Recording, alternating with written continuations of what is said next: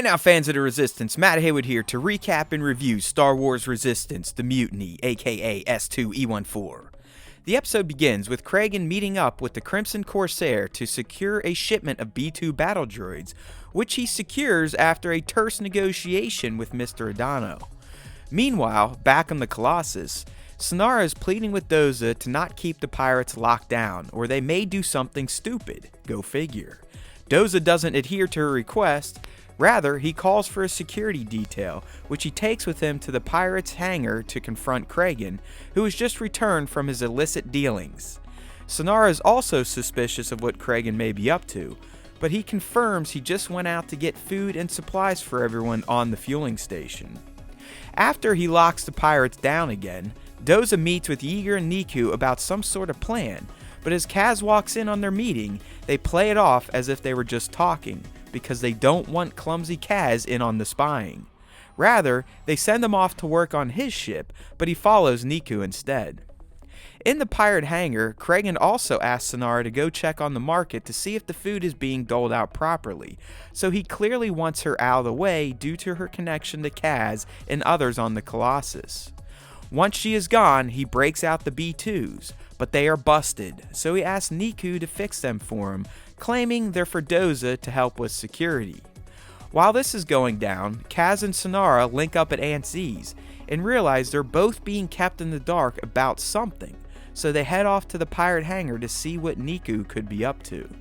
Speaking of Niku, he finishes his work on the B-2s and wants to finish a few updates for a B-1 he found in the shipment of battle droids, but before he can finish, Kragan locks him up so he won't tell Doza about the B-2s he plans to use to take over the ship.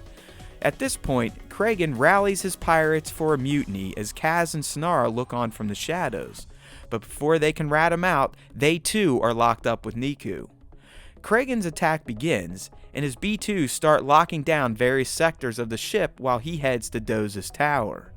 Meanwhile, Niku's B-1 buddy breaks him and the others out because he reprogrammed him to do so. So they head out to save Doza, who is currently under heavy fire in his office alongside 4D and Yeager.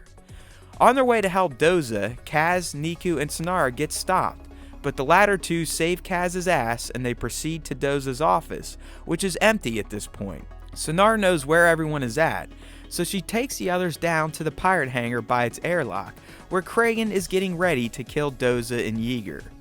When all looks lost, Niku sets B-1 into action, and he proceeds to command all of the B-2s to stand down, and they listen because Niku changed her programming to make the B-1 their commander.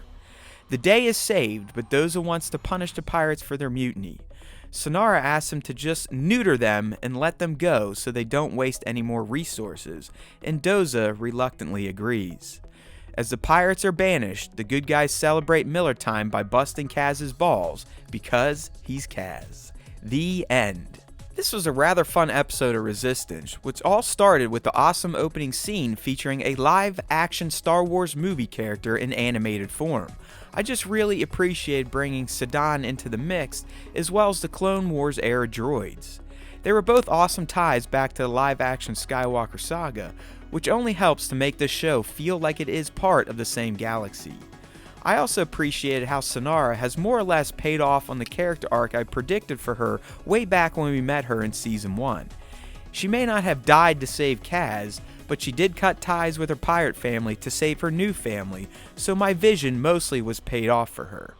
Finally, how can you not love how this episode mostly highlighted how everyone still thinks Kaz is a dope, and that they will go to great lengths to keep him out of the know because of his klutziness. The final scene of Niku busting his balls like a pro was just a perfect reminder that while he's the show's hero, he's still a unique one thanks to his naivete and dopiness. Thanks for watching. If you like this video, please consider subbing to our YouTube channel. We'd also love for you to join in with our weekly Star Wars podcast. So use the links in this video's description or head to starwarstime.net to subscribe to the platform of your choice. There's always time for Star Wars time, and remember, if you listen to the Star Wars Time show, the Force will be with you, always.